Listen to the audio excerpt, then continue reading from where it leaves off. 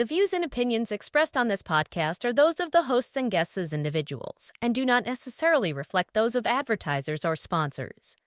This show is intended as entertainment and commentary only.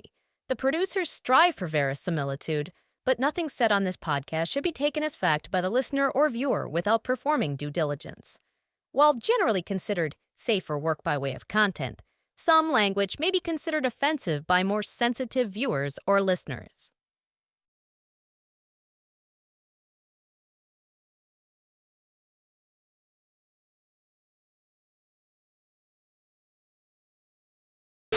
Hey, how you doing, everybody? It's Andy at the KYHO editing desk in the KYHO production suite, whatever. You know what I'm talking about. Anyways, listen, I wanted to take a brief second and jump in before we start the show to mention that yesterday when we were recording, I had some technical bugaboos in the studio with me. I retired from VO and a lot of production work, so it's been a couple weeks since I've sat down to this desk. And there were a couple things that were out of whack, like my camera looks a little bit blown out, and that's all just aesthetic stuff that bothers me alone. But the significant thing that happened was I started noticing while we were recording that I was getting some glitches and flashes and stuff like that, and just other visual garbage in my camera feed, and apparently my camera feed alone.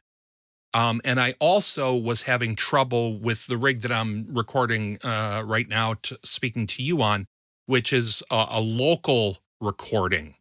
I normally have a redundant local recording that I use as my feed so that my camera looks really good at a high frame rate and everybody else who's remote looks good or good enough. But to cut a long story short, I didn't have that happening yesterday, so we're stuck with my feed that was recorded in through the podcasting platform that we use, which means that a bunch of that visual garbage is in there, which means I want to come here and say that if you're one of those people who has an issue seeing flashes or quick movement or something like that, you might want to just listen to this episode and not watch it.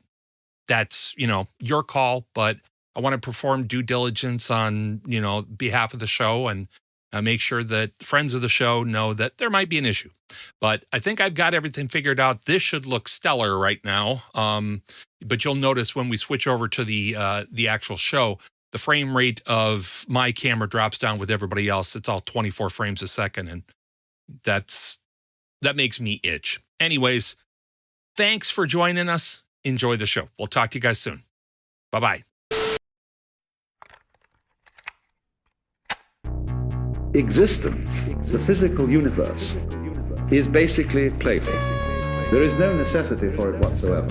It isn't going anywhere.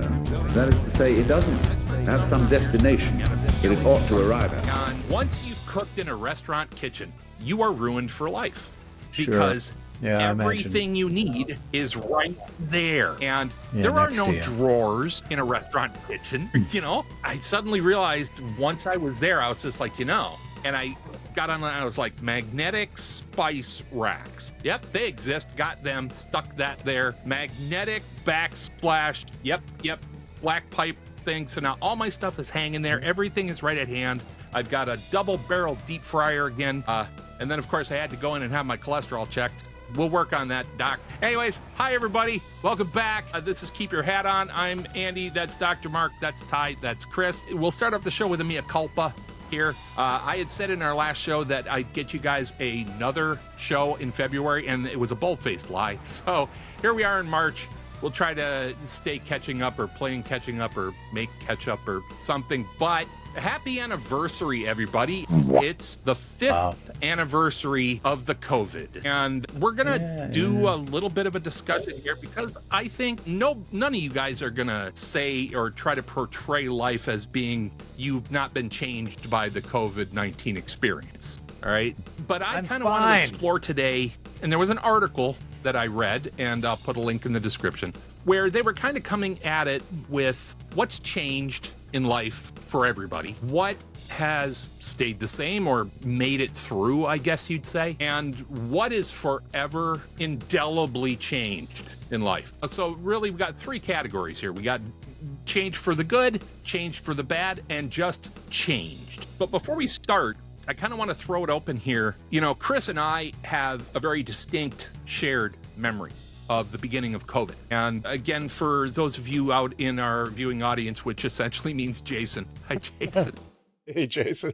Jason's sticking with us, buddy. Jason drives medical. That's what Jason does for a living. Is he gets in his car and he drives important medical things to and from the places they're supposed to be. He goes to the airport and picks things up and all that. Jason spends a lot of time in his car. So, Jason, buddy, thank you for having us be in your ears or eyes or however you're doing it. Just make sure that your eyes are mostly on the road. And our listeners in India, don't back forget. when we... Right, no, he's not quite in India. That's a long-ass drive. Chris and I, we were having, I remember you and I, Chris, were having a discussion during Thanksgiving going, this is a thing. This is Thanksgiving 19, by the way. And we were just like, I don't know, it could be a thing. We're starting to get some. And then at Christmas time, my kid, who is an epidemiologist, was there. And we were just at Christmas, we were just starting to get the reports of the first fatalities. And I just remember, Chris, in your inimitable Chris way, was trying to find the positive in, and I was just like, I looked at my kid and I was just like, are you feeling good about this? And they looked at me and they were just shaking their head. And I was just like, I don't feel good about this at all. I got a feeling that something is coming. And, we went from there. What was y'all's first memory of COVID? Really, when did it land in your head that, oh, this is a real thing? Ty, why don't we go with you first? At the time, I was working at a shelter. And so I remember being really mindful of the reports, of the statistics. Where are we in the time frame about where Chris and I were? We're talking December, January? Yeah. Okay. And my executive director and my immediate supervisor had just had some really, really bad colds that knocked them down for like a week or two. They kind of think that it was still, in talking to them, they weren't unconvinced that it wasn't COVID. Right. But given what that first bug was doing, I kind of suspected it wasn't. But at any rate. Although remember, too, that actually some of the first cases in America were up in Seattle. We were here on the West Coast in the Pacific Northwest.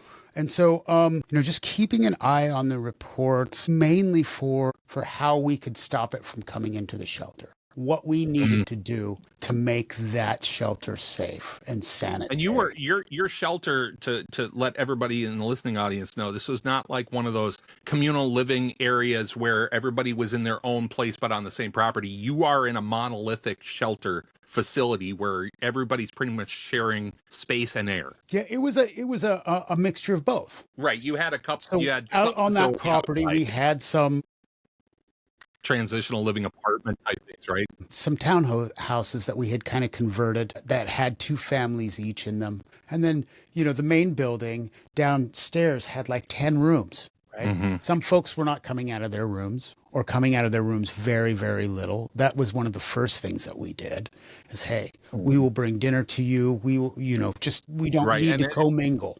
Right. And so for this, we're transitioning over. You're now in March, April, where we're now getting cases in America, and we are starting to take action both collectively and separately. I think we were a little bit ahead of the curve. Mm-hmm. In that we were just carefully monitoring all reports that we could, because it was really important that we all stay safe. Right. And so for that first year, I was a frontline worker and didn't quarantine like everybody else, didn't sequester themselves like everybody else. Right. I didn't go anywhere except to work and home, but that's the way it was. And so that's my first memory, is really, what products do we buy? What do we do? How are we going to scrub this place down from head to toe? How do you gargle with hand sanitizer? Every shift. Yeah. Right. So we of course we were washing and using hand sanitizer, but we found some medical quality disinfectant. Right. And we just started at the beginning and end of every shift. Yeah. Back when we thought that actually made some manner of difference, I think that it did make some difference. Well, I guess at the time. Pathologically, it probably made a little difference. I think it made more of a difference in that it gave a bunch of very, very nervous people something to do. Well, I think that's part of it. But keeping that place, the counters wiped down and everything else, and Right. making sure that it didn't get from a counter to your fingers where you were going to, put them in your mouth or put them in your eyes. So, and it's really interesting to me because, of the four of us, you were the one that stayed front line and were out there. Mark, you were in a different place in that, well, you were in a couple different places. First, you were still living in West Bend. Yeah. Back then, way back then. But you were also still an active professor. We still had 700 students on campus, and well, you still had a campus. We still had a campus. Oh dear, another episode maybe. Right. So, but we it was sort of in March. They just made the call, which I thought was quite responsible. Which is we're just moving everything online. And had you guys had much by way of online? Oh yeah. Oh my God. Learning? Well, this was one of the other ironies about closing our campus is that we were actually pretty much the cutting edge online developers for curricula in the state. Yeah, you were the crash test dummies. I was in the second cohort, I think, of online faculty in Wisconsin, like 1997, maybe. I mean, that early. Yeah, I remember. Yeah, and they were using it just for the geeks in the crowd. We were using a version of Lotus Notes as the platform. Yeah, do the math from there. But nobody knew what they were doing. But anyway, they said we're going to move. So.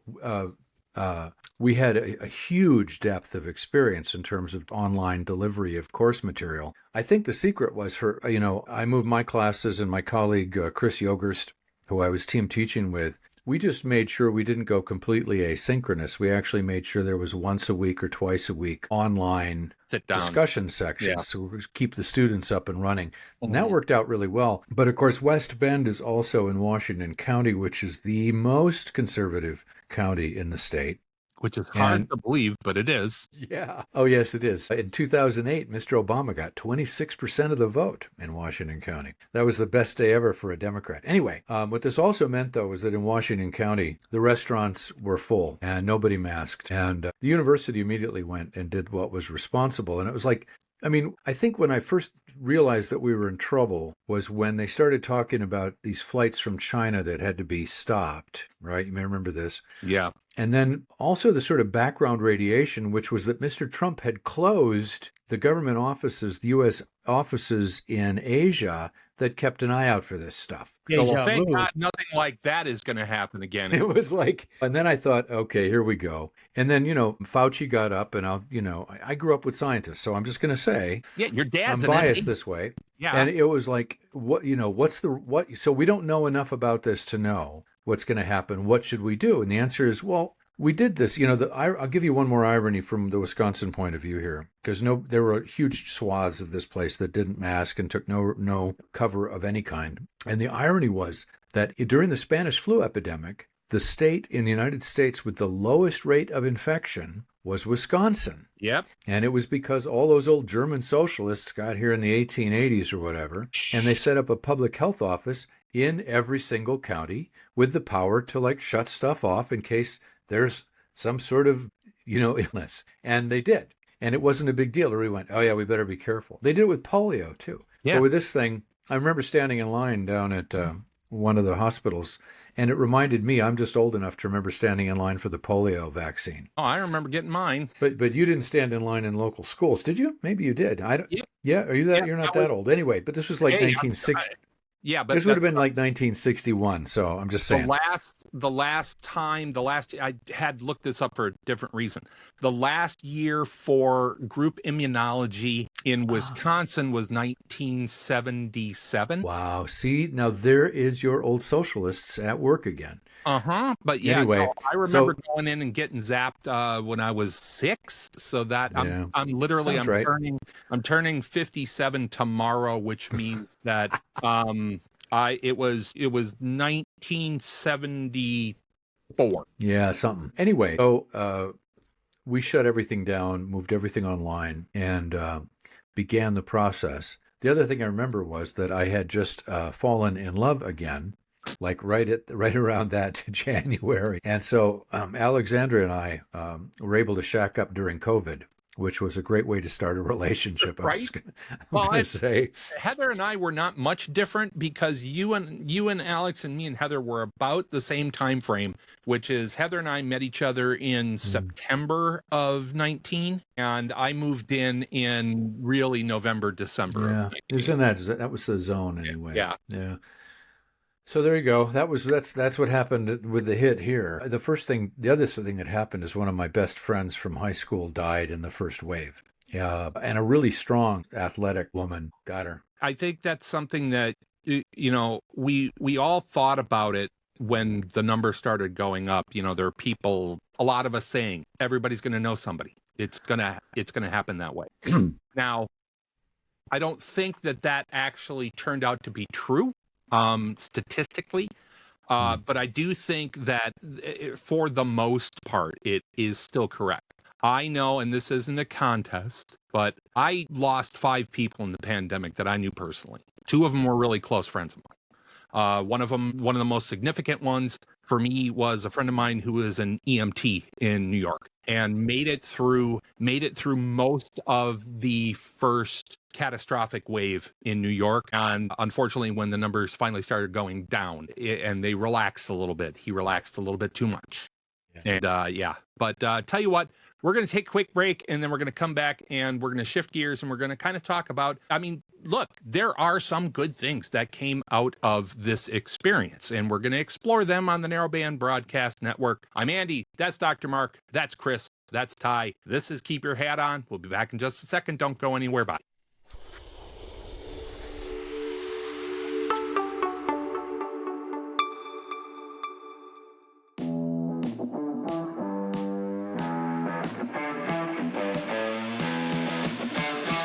Anybody need anything? No? Okay. 3, 2. And we are back on Keep Your Hat On. Nice timing. Good. Stay hydrated, man. It's important. Yes. We're talking today, this is the 5th anniversary of the COVID-19 pandemic starting. Trying to be a good Buddhist here with my little tchotchkes and everything. This is my Heart Sutra. Can't see it from here because it's all very black. Like my Black Heart Sutra. I'll come up with that.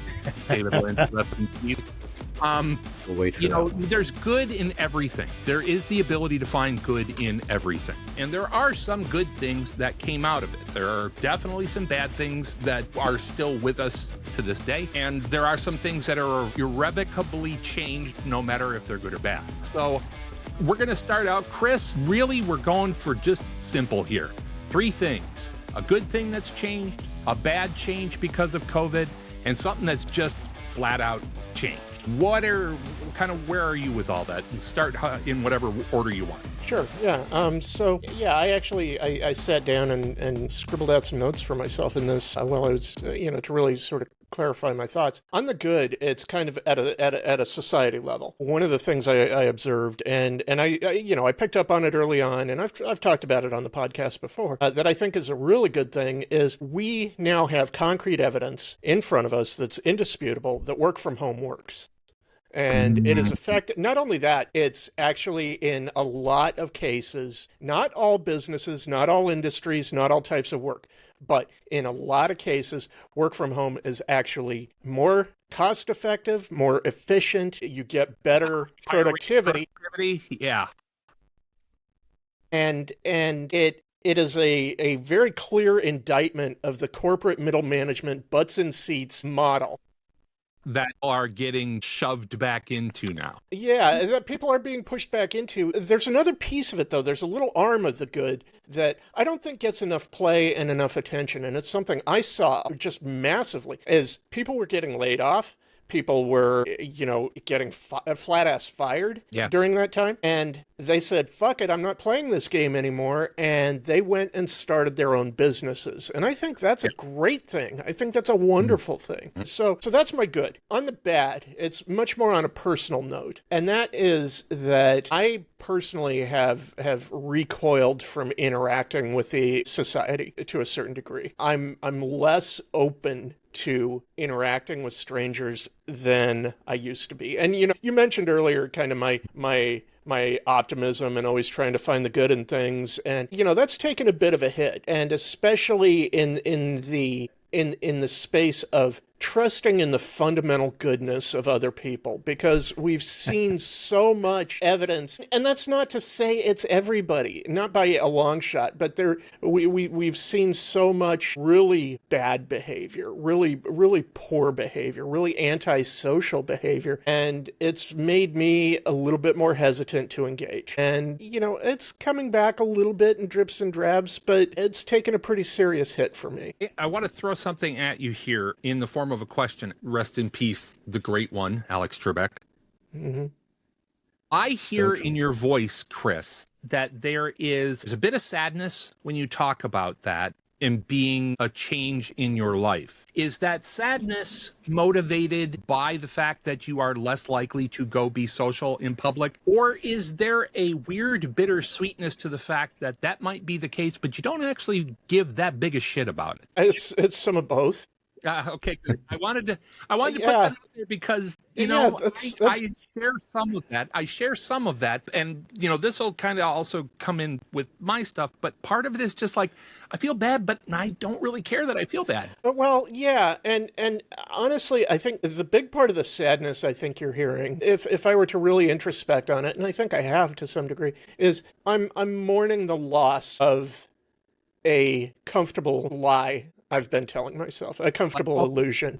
I'm glad you came around to that phrasing. By the way, if my camera's looking weird and glitching to you guys, it is to me too. I don't know what it is. I'm not going to touch anything at this stage. Go on, Chris. I'm sorry. It's just, there was comforting way for me to look at things that is gone.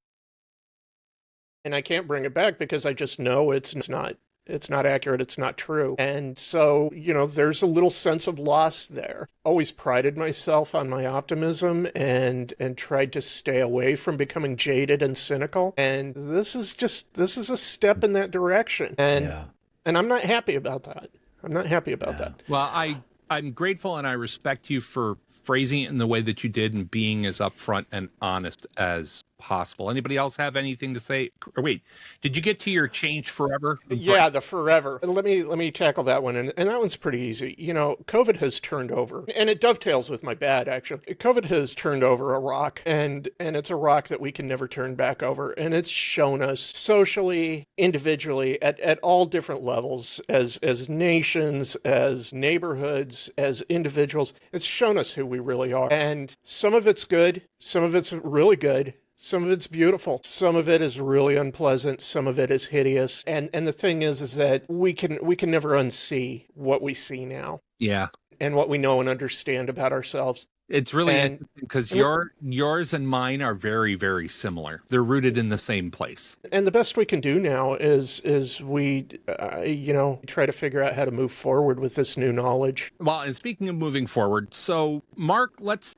kind of talk about what kind of popped up for you in this. Yeah, I want to echo Chris's point about working from home actually worked okay. If you just think about it for a minute, like the very worst way to do philosophy would be online. But the reality was we were actually able to do some pretty good coursework in this medium. You have to think it through really carefully, but you could do it. Now that was what the benefit was, is that it forces you to it's just brain time. Oh man, I hate to even say this out loud. Yes. And this was one of those things that happened. This is one of these things I learned about moving classes online. And and again, this is a dirty secret, I think, is that most professors never think really that carefully about how they teach their classes, frankly. And it forced them to look at their own process. Break it down into the tiniest possible pieces. You have to do the whole. I think we were ahead of the game in philosophy because everything we do is about what is it we need to have the students understand and how do we test to see if it's there. Right.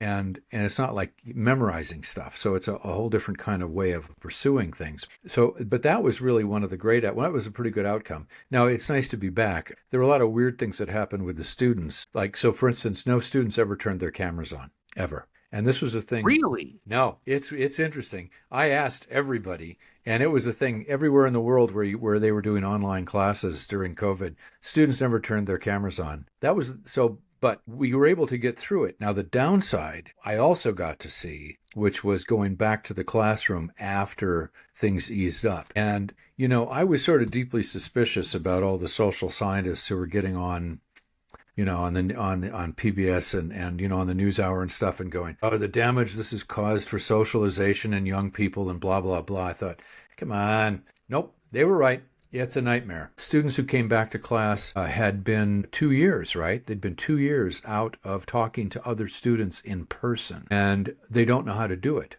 They'd forgotten how to do it in person. And so I would, so I always had a rule about no phones were allowed in the class, or that if the phone rang, I got to answer it. That was the joke. They didn't believe me. And it was like, they'd be on their phones during class. I'd say, what are you doing? They go, I'm on my phone. It's like, what are you doing here? And the thing was, it's like, they weren't just being like glib, irritating 18-year-olds in college, which is the reason I stayed in school so long, is I didn't want to go to high school where I couldn't throw them out of class. I wanted some control over the situation. And I would have had a room full of me. That would not have been pretty. But they'd lost all those socialized skills. Talking to my K-12 friends, this is one of the other tanks. If you drop back to middle school, and these are kids who missed like 4th and 5th grade or 5th and 6th grade, right? They spent their whole time watching TikToks, and apparently that shit worked on them, because the level of misogyny and racist bullshit, and I'm talking about the most careless, dumb kind, by the way, not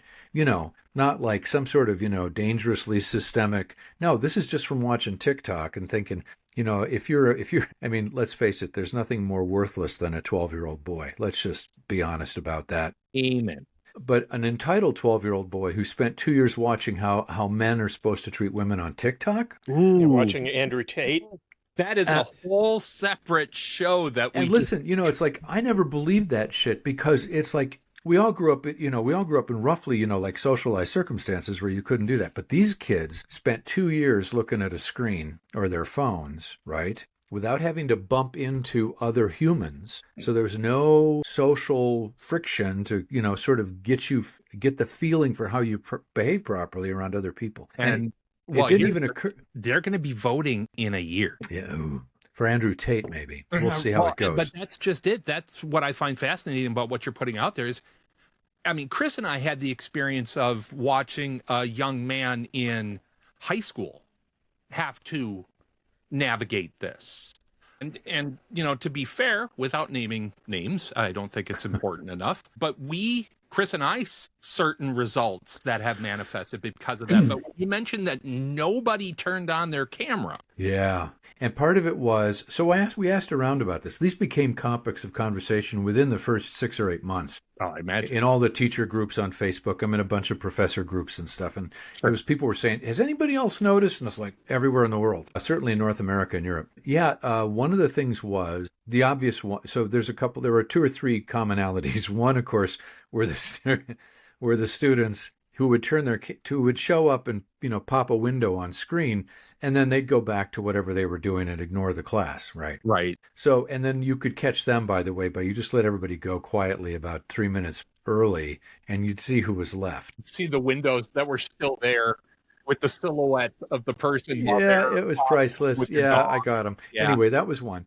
But the other one was, most of them just were actually there, but were like doing like 20 other things online. They were chatting to their friends or watching their TikToks or whatever, Snapchatting their buddies. But then the other ones that got a little bit more close to the bone, because people started to look into this. And one of the things was there was a class distinction, and there were students who were in pretty shitty circumstances who didn't want people to see their room.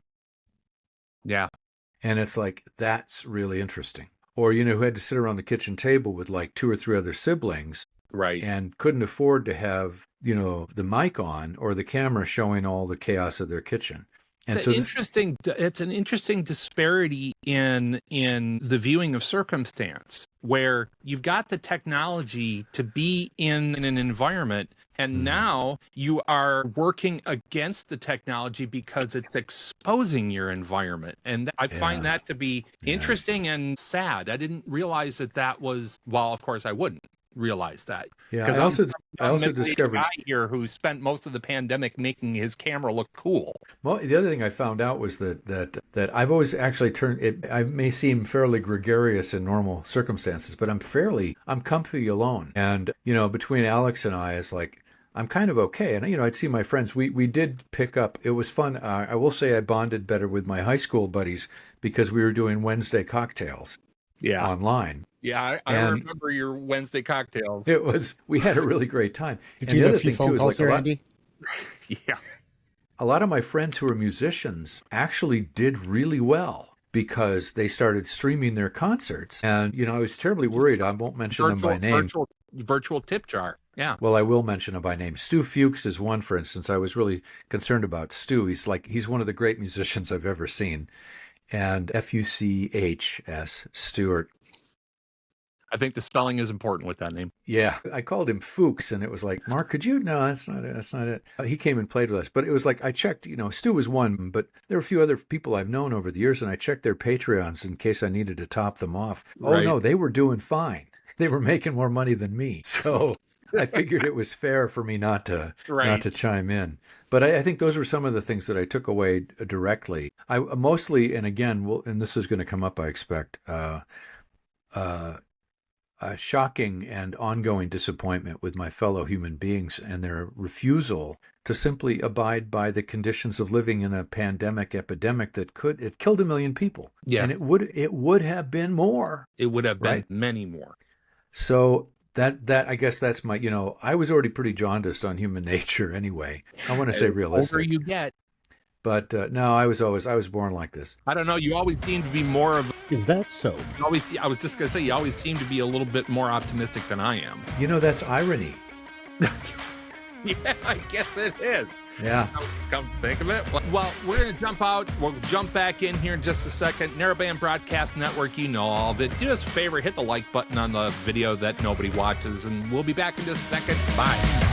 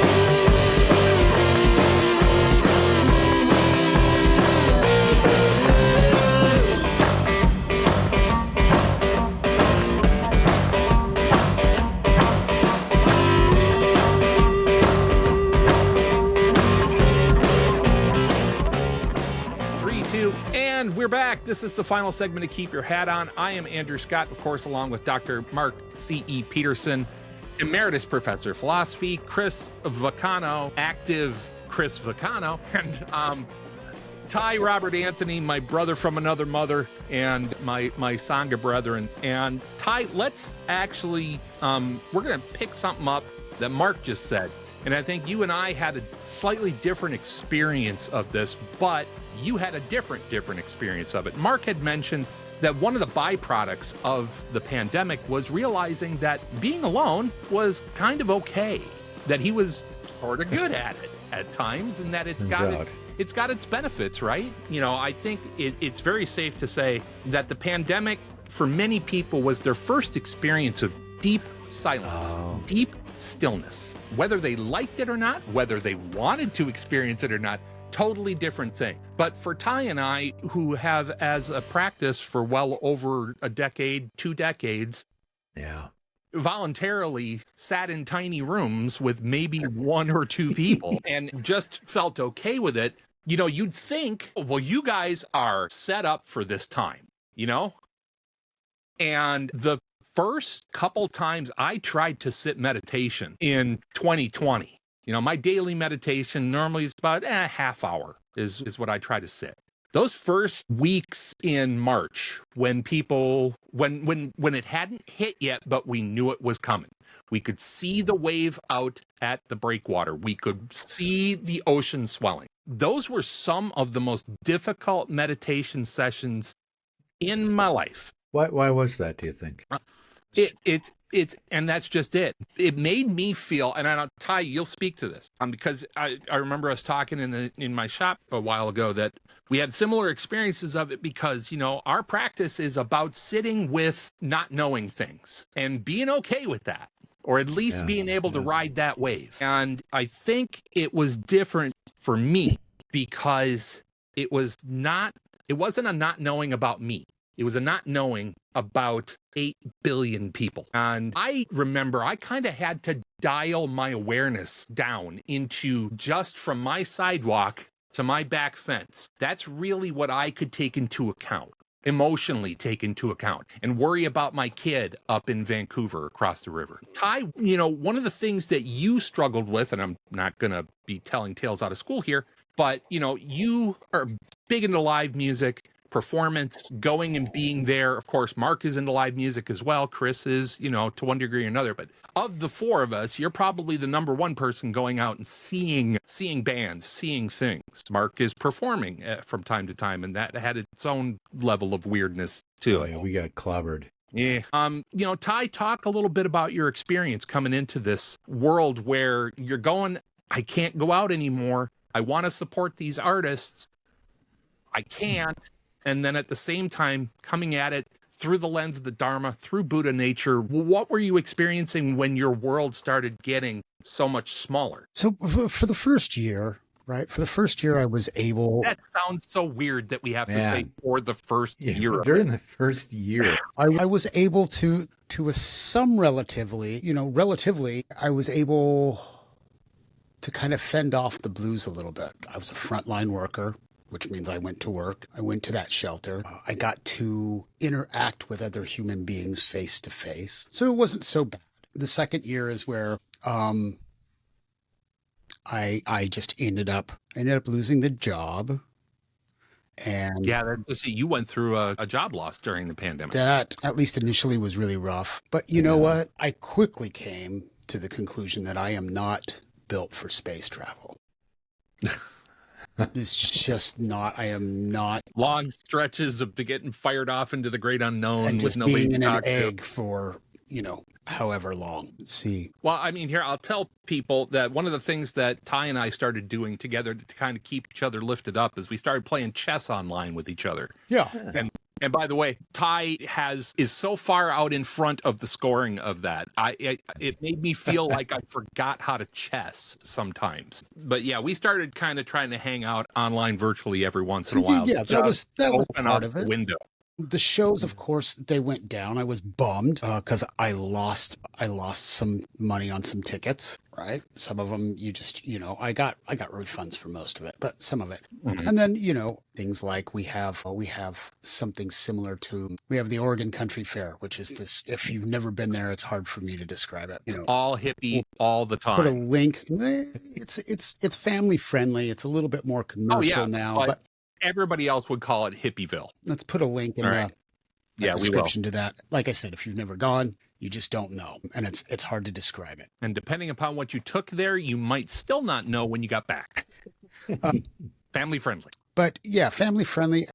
It really is. Somebody will watch your kids for you. That's one of the bad things is that I am an extrovert. And one of the bad things from me is that suddenly went away. While I'm not meant for space travel, I did realize that I am meant for retirement. I'm good with that. But, So as far as the space analogy goes, you would definitely have to serve on the Death Star. Oh, no, they couldn't put me on the Death Star. No. To stay busy, you mean, or what? Friends? That would, I could just be on a space station, but not the Death Star. Oh, you're trying to moralize. Yeah, I was trying to hook you up with a bunch of like-minded people who can't. What if you were just like a plumber or an electrician? I'm an electrician on the Star. So all that went away. Away, and that was really a bummer. I started paying attention. One of the good things that I found is not only was working online or working at home happening, but because you started doing that for beginning of 22, or was it the end of 21? That was towards the end of 21. Okay, yeah.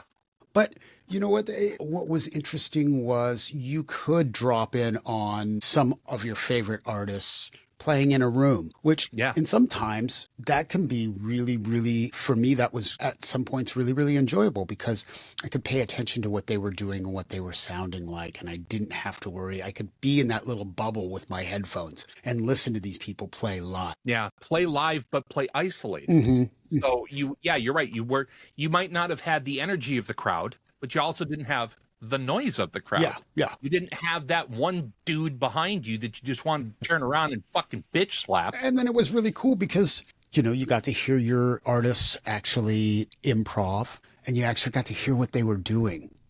The time changes in the improv and what was going on and how many bars. And it was almost like a little bit of a in-person masterclass where you were kind of right there.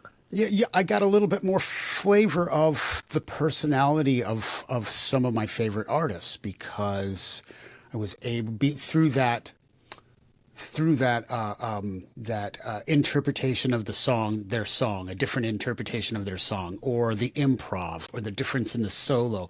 You really got kind of a little bit more of a flavor of who these people are and what they were doing and where they were coming from. I think one of the things that I found that was a really cool byproduct of that, and I dropped in on a lot of my favorite musicians. I'm a huge fan of James McMurtry. And Who's coming to Milwaukee this week. Go, Mark. Yeah, go. yeah. Do what you have to do to go. James was one of the really early adopters of getting online and playing for people.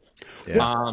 And live streaming because, and again, boy, 2015, 2018, really those were the last years where album sales kind of mattered. Right as the pandemic happened, it was all streaming all the time unless you were either a vinyl person or somebody who understood the dynamics of the finances of a band or a musical artist and made a point to buy physical media. And, most of your favorite artists that aren't Taylor Swift or Foo Fighters, they make their actual money now. They make their actual money by touring, by playing live, and by selling merch there. Yeah. You take that away from them, and those people who you see every 4 or 5 years with an album suddenly don't have a way to earn their money or pay the rest of their band members. And so people like McMurtry were some of the first people online. And James did it, I think, up until only 9 months to a year ago is when he stopped. And, some of them did the little look into the personal life things, but a lot of them were just one camera in their studio in front of a really nice Neumann microphone or something like that, playing. Same thing, Sturgill Simpson did a couple shows, big shows that were set to be full of people. One of them was at the Ryman Auditorium. The Ryman, did it anyways. Said, you fans need something. We're here. We're here this way. And if you can, tip us. And like you said, Mark, I was surprised too because there were certain ways to tip your artist that kind of let you see how much they were bringing in before they realized that was kind of gauche, And some of them, that was the most money they ever made off a gig. And not only that, they didn't have to pay venue fee. They didn't have to pay support staff. So it actually turned into a whole thing. And there are still many artists that you can go and drop in on one of their shows because live stream performance is kind of a legit thing, and it's probably going to stick around to one degree or another. Yeah. So what else did you wind up experiencing? Before you move on, could I jump in for a moment here? You're going to. Okay, thank you. There was another layer of that, the musicians and artists and creating that sort of space. And it was a real profound memory for me in that it really helped me through the first 3 months of lockdown. And that was, and this is a big shout out to Mike D of the Beastie Boys, because he had a radio show on Apple Music. And I thought it was on satellite, or it must have been it might have been both, actually. But he spent his time, spinning music and just talking through it. And he had a couple guys over, and it felt like you were in that space with him, just sitting around with friends. And it was a space to go and go, yeah, this is really shit, and we're all going through it together. I think that's a good point that you bring up, Chris. For me, it was a Henry Rollins radio show. Yeah. Dropping in. There were a lot of these. Oh, yeah. And, Ty D, what else did you have on your plate there by way of good, bad, or indifferent? Well, again, like I said, the working from home was good. But in addition to that, I mean, we already have talked about that. But things that I have been trying to yell from the mountaintops for years before the pandemic, all of a sudden started to happen, basically out of necessity. And they're still there. They've still changed. So, 12-step meetings became virtual, which is something that I needed to be there. But more importantly, Zen communities started doing things virtually. And some of that stuff has stuck around. Now, I know that I had been talking to some elders in my community for quite some time of, hey, we should be doing these things online. The whole point is to reach whoever wants to be reached in the way that they would like to be reached. Right? You remember the cool. AV closet? Cool. Yeah. Do you remember the still AV there. closet? Yeah. Is it still just that little closet that I built? That but now there's like shelter? this huge big screen where people can join online in the Zendo. And that's great. And you're right. You definitely, because you were still connected to the community more than I was. But I had a discussion with people saying, it really only takes a couple cameras and you can hide the cables. This is a way to bring people into that practice that might not be able to be there. People in large wheelchairs, people who are bound in their hospital facilities that aren't able to leave, those things. If you are about bringing the Dharma to the world, here's windows that you can literally stick in people's world and suddenly be there. Yeah.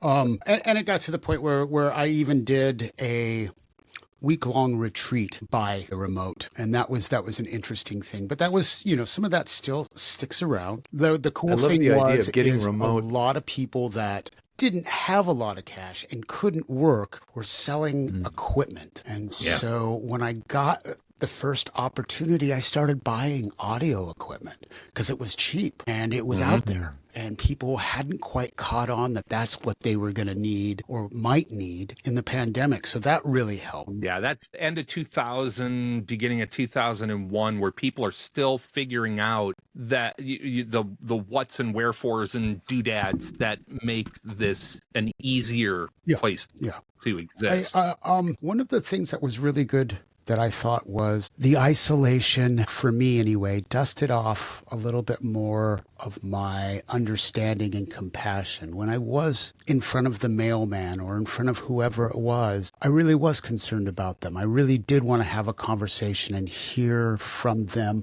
how they were doing, right? And that some of that dust has reaccumulated, but it really is still there. I was really understood. I really realized the value of listening and what that entails. But on the flip side of that, the bad was because of that isolation. And I think we're still in this place where there's a lot of I, me, mine.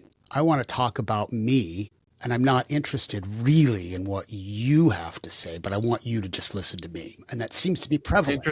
That's an interesting observation and an interesting way to verbalize the phenomena. And it made me realize that if we all just sat around and listened, nobody would feel that way. Nobody would feel that way. Yeah. If I listen to you and you listen to me and we're generally concerned with each other's life and what's been going on since the last time we talked, that conversation, all of a sudden, nobody feels unheard, right? You're onto something really, really, really big and important here. And the other bad thing was I think in this isolation, I think the divisiveness ratcheted up. And not that it was uncovered, because it was certainly that too. But, we started to experience cancel culture, which at some point I agreed with, other points, but it got to a point where it was overgrown and it was too large. And what are you doing that for? Why? Why? And all that did was create division on top of other things, right? But that cancel culture got started, and that spurred the other side of that cancel culture to beef up what they felt they needed to do to combat that. And I didn't care for a lot of that. I think it added to the divisiveness that was already there. But I again, doing the equity inclusion work that I've done, right? The idea is not to call people out, but to call people in. And I think in that isolation, a lot of these people forgot that that's what needs to happen. And today it still kind of goes on. People aren't calling people in. They're calling people out on their behavior, which doesn't help anything. Yeah. And, I think it's fair to say that and to be honest, and now we're going to kind of switch over. This is my wrap up on this. I'm not as connected on social media as I used to be. All right. I've retired from doing online work by way of, earnings. But back when I was more active on social media, I did see a movement of people pointing at other people and saying, that's what I want to see. That's a good job. Be like that guy. But I will say that it is disproportionately in favor of calling somebody out. Everybody likes to be the one to first point a finger and say that guy. And we've talked about it on the show before. People are people, right? Good things happen. They make good choices and they make bad choices. They create some really good art, but might be terrible people. How do you justify that? Do you just cancel them because they're bad people, because they did something that was atrocious? Or can you salvage that art? Yeah, can you redeem art? Separate the two, right? Well, we're getting that right now with this remake of Snow White. Yeah.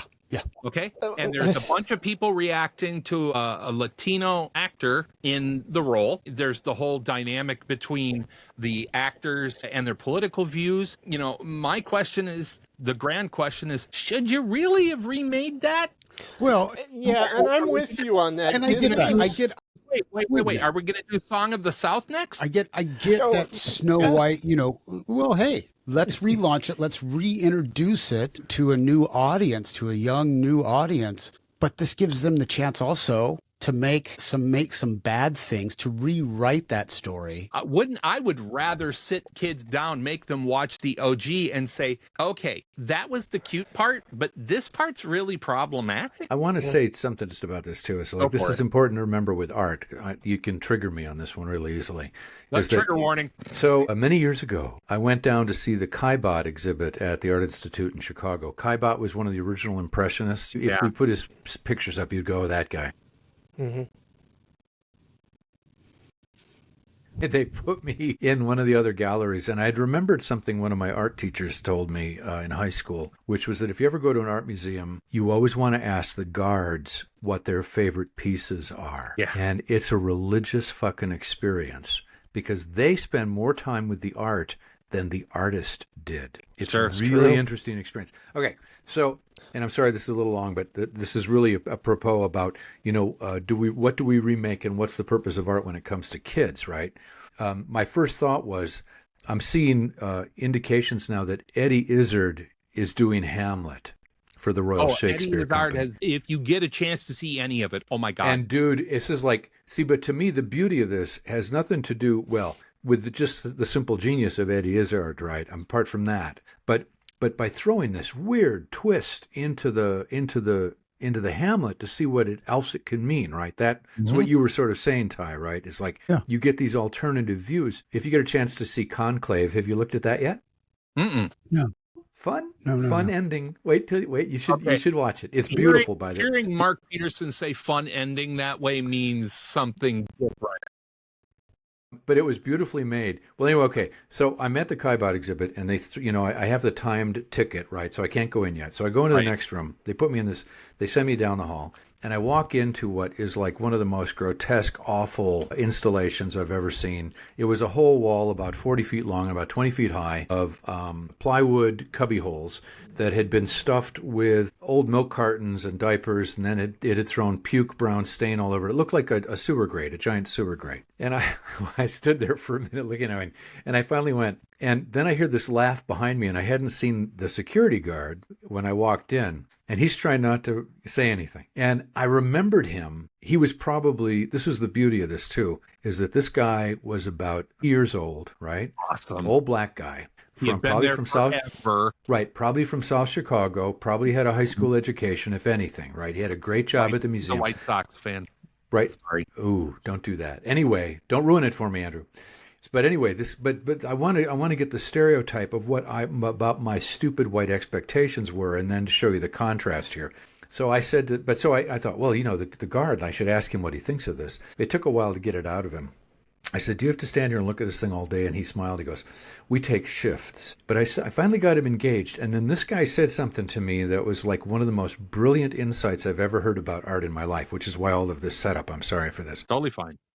He says, I said, this is a really weird contrast next to the Kaibot exhibit. And he sort of looked around to make sure nobody was listening. And he goes, you know what kills me, he says, is they bring school buses full of little kids in. And they park them in here waiting for the Kaibot exhibit to get in over there. And they tell those children that this is beautiful when it's not. And he said, they're kids. They're children. And he said, have you seen the other art that's in here? The good stuff. The Sunday in the afternoon pointillist extravagances at that museum. The Renoir's Lady with a Red Hat is in that museum. There's a couple of Rodin Balzacs in that museum. Lying to these kids in their most formative time of art appreciation, saying that's beautiful? But I almost retired and returned my PhD at that moment because this old man, it was like, no. This guy knows what the hell he's talking about. I've been a poser my whole fucking life. Anyway, but so back to Ty's point about Snow White, right? It's like, Andy's got a point here. It's like, what was wrong with the original cartoon, right? And what's wrong with Snow White being Snow White? And if the question is, well, that's a thing to ask, right? It's like, but do you throw this in the face of a child right away? See, for instance, you made me think about the Little Mermaid and the fact that some African-American woman had, I never saw it, by the way, but it was like, how could that even be relevant? But it triggered all of the people for whom it is relevant, right? Oh, and that was white fragility at its oh my God. most. And so it's like, DEI for the sake of DEI is bad. But DEI for the sake of what it's for, which is like opening the door so we get diverse opinions which help us, that would be great. And so this is the little piece of it that always seems to me to get lost in the confusion, which is like, it shouldn't matter that they remade Snow White with a woman of Latin background. I mean, how could that even matter for starters? But see, the kids get thrown into this then, and so now there's an opportunity. And I know, so what I mean, I wasn't kidding when I said I got triggered, because I don't know what I'm even talking about. That's all right. But anyway, back to Ty's point. Ty, what was the rest of your point? Winding you up in the back with the key and then letting you run sometime. I'm sorry about that, by the way, but you get the idea about kids. We got on that tangent, and I think it was just... I personally, I mean, it's just like rebooting anything else, right? But you're gonna have a reboot. Why? Well, one, we want to keep a hold of the rights, and two, we want to introduce this into a younger culture so that we can keep it alive, right? I think we want to sell tickets. Yeah, exactly. It's money. I think Disney. I think it's actually worse. I think this is worse than just generally rebooting, because Disney is methodically going through and devouring and regurgitating its legacy and taking works that were beautiful, were masterpieces that stood wonderfully for what they were, and turning them into these live action. And that's the thing I take umbrage with, is this what's that about obsession even? with live action. I mean, The Lion King, really? Chris, we're putting a flag. We've got two great topics out of this show that just happen to not be the one that we're here for. Let's just start with The I'll Lion stop King, there. really. Let's go back to that. Let's go back to that later. I do believe that we are going to have a larger discussion on the remake, sequel, and franchise phenomena that we are now being forced into. I'm going to wrap up with this, because good idea. It's kind of interesting to me that the three of you all had at least one point, and it's not so shocking, but had at least one point that I kind of had as well. And of course, that's because so much of the pandemic generated similar responses in us. I mean, we're all simian thinkers of one variety or other, and being that isolated makes people feel certain ways. Now, for me, I will cop to kind of being a solipsist. I don't necessarily know that you guys are actually here. And that's where my brain... Sure we are, Andy. Yeah, right? Exactly. That's where my brain always goes, is this is what's here now. This is what I'm doing right now. I'm sitting by myself, or I'm sitting here with three of my best friends, apparently. Or, no, I'm alone. Or just being in that moment. And to make it, I don't mean to make it sound like I'm so good at it. I actually say that in a slightly derogatory way, in that I'm very quick to write off all of humanity as a figment of my own imagination. But at the same time, you're doing a terrible job. Well, yeah, that's true. I will also admit that I'm doing a terrible job of it. Well, one of us is anyway. Yeah. Was that Berkeley or Hume who had the brain and the consciousness in the jar theory? That was way later, but it's Berkeley. Yeah, the tree in the forest guy. Yeah. Okay. Gotcha. But coming back to the good, the bad, and the indifferent, I think one of the best things that came out of the pandemic is what Mark started saying, that I think to one degree or another we all experienced. And that is, it's okay to be by yourself. It's the phenomena of being alone versus being lonely. And I think that difference got writ large for many, many people who would not have gotten there on their own, because we so often build our lives in a way that ensures that we never have a moment of dullness. That's true. Dullness is really important. Being bored is one of the greatest things that can happen to you in your life, because boredom resets your brain and makes your brain more receptive to so many different things. And I think that not only did we as a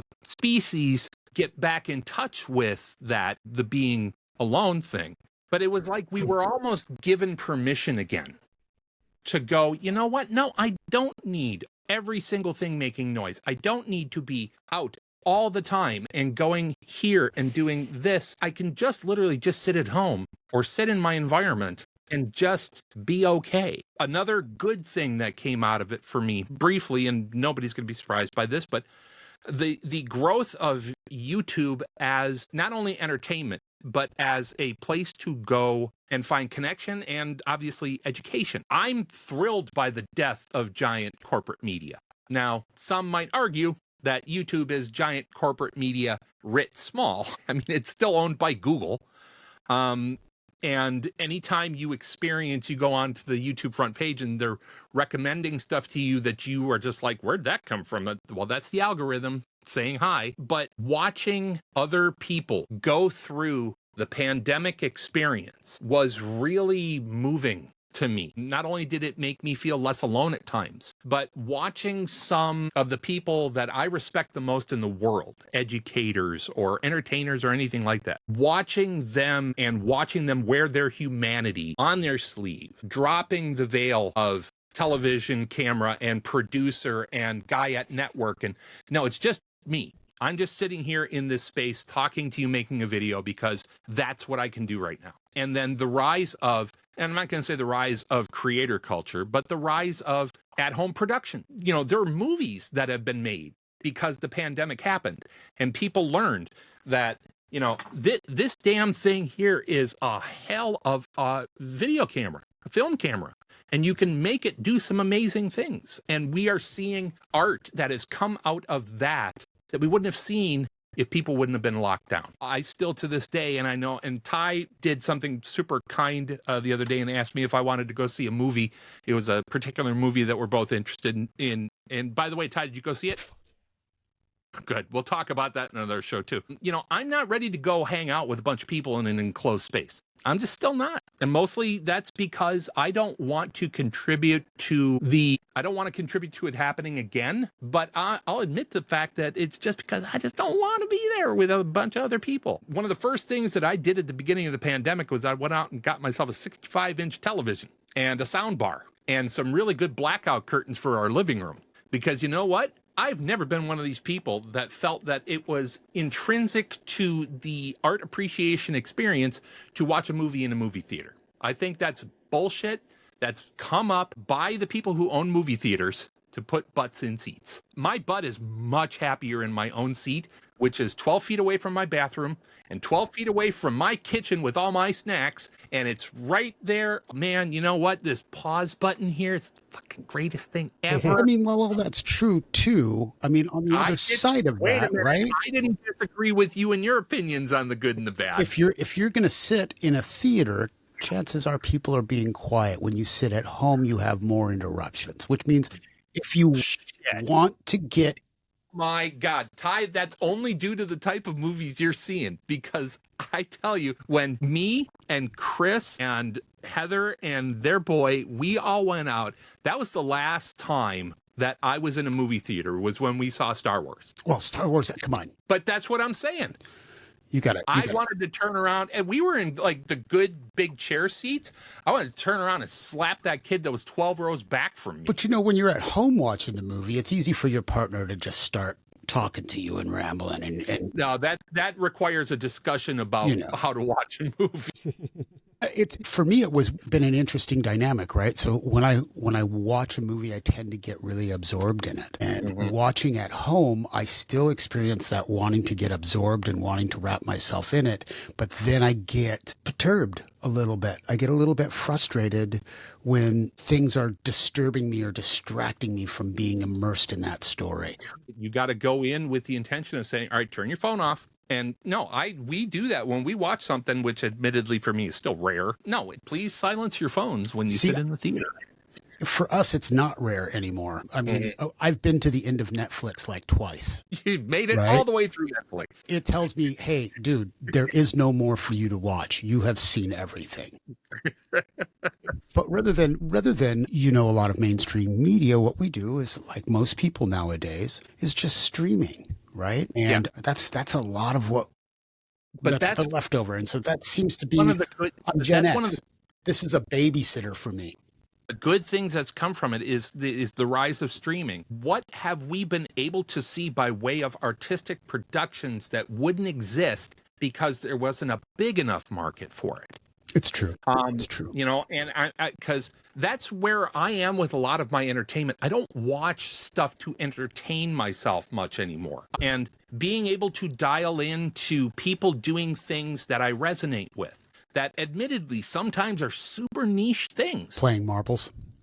Right. Yeah, exactly. Marble races. I mean, that was a huge thing. And, it was big enough that John Oliver and Last Week Tonight brought it up on their show and actually sponsored the Marble Racing League for a year, because Oliver was just like, we're in a pandemic. This is what the world needs right now. I guess the thing for me that is most negative, though, is this is a negative that for me, I think is just, we're here. We're here now. And that is, for as much as the pandemic might have taught us to connect with each other differently, we are more siloed than we have ever been. And do you think that has something to do with the divisiveness that was further created by the divisiveness became more visible because of that. I also think that it got ratcheted up a little bit, has it? It absolutely did. The thing, though, is that I don't see that it's changing, because look, as much as I might like the Luddites, we're not going back to wooden shoes, right? So unless something catastrophic happens and Elon inadvertently or vertently pollutes the skies with so much debris that all the satellites accept for his work, this is how life is going to be for a lot of the planet. And the thing that happened is that we no longer, there's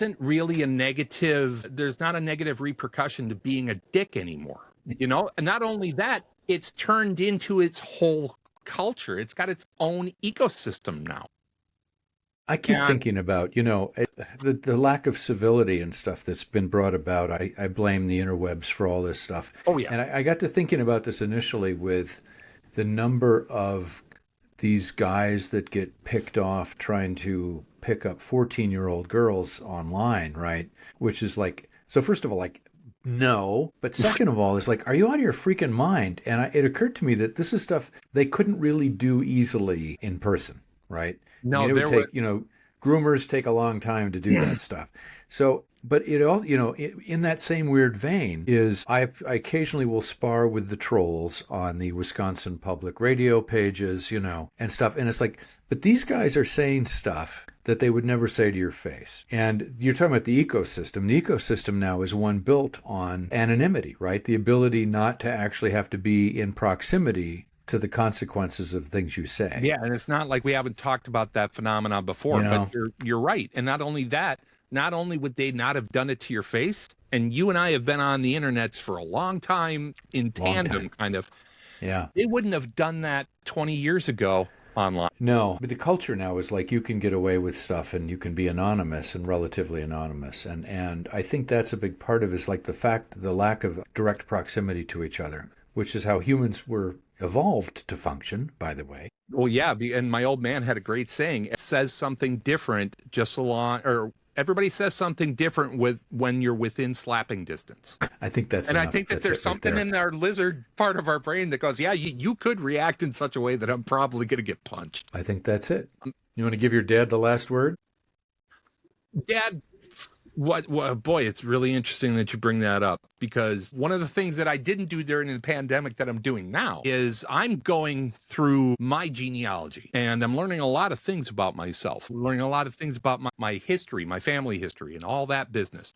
And of course, Chris, did you get your matzah? Careful about turning those rocks over. Well, no, I'm actually really happy to know that I am 3% West African. Someplace up the line. There you go. Hey, there's a reason why one of the largest cities in the South is named Montgomery.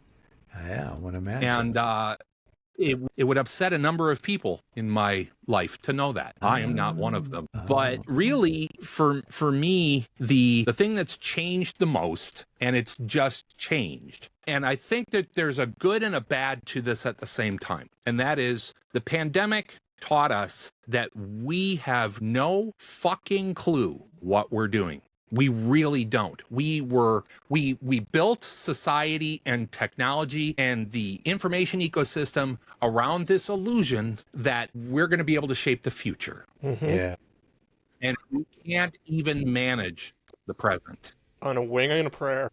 Pretty much. And, That's rather good. Yeah. With that, we're glad that you decided to join us on this installment of Will or Won't We Actually Thanks, Be dude. Here for Thanks for joining us. Yeah. Yeah, we are grateful that everyone who does actually spend some time with us to one degree or another, because, we say that we do this just because we like hanging out with each other, and that's true, but it's also because there are people who have voiced to us that this dumb thing that we do means something.